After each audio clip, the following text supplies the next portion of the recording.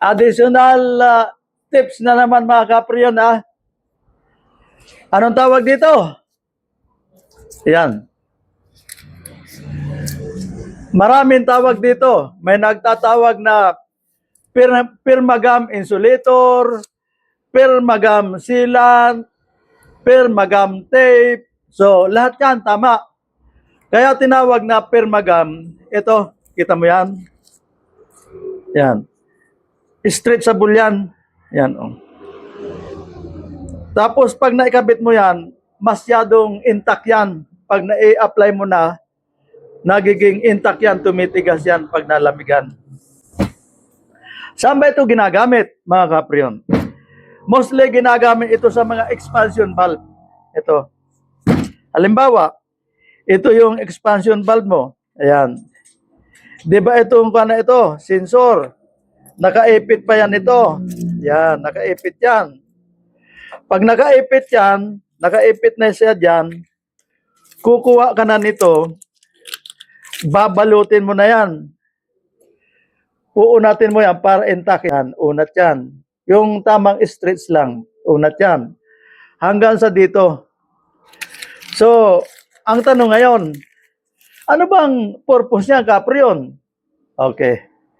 Ang purpose niyan, para yung sensitivity nitong sensor, ito yung sensor niya, tawag dito, thermostatic. Kaya tinawag na thermostatic dahil ito ang nagko-control.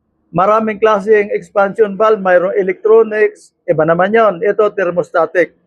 So ito, dahil pag nakapit yan dyan at nilagyan mo pa ng permagam hanggang dito, yung sensitivity ng sensor, very accurate yan. Ibig sabihin, pag ang compressor, ang temperature nag-demand, magsisignal ka agad kay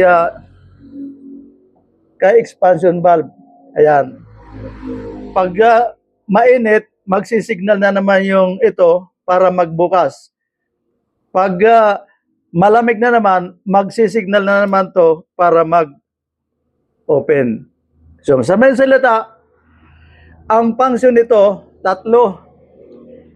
Isang close, isang open, at isang crack. Paano ba ang trabaho ng tatlong function ng expansion valve? Okay mga kapriyon ha, abangan.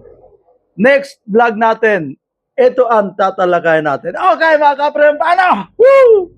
Additional information na naman ni Kapriyon. Alalahanin natin, ha?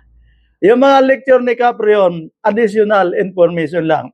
Doon sa mga veterans, kuminsan, mayroon din pangangailangan, hindi porke magaling tayo, lahat alam natin.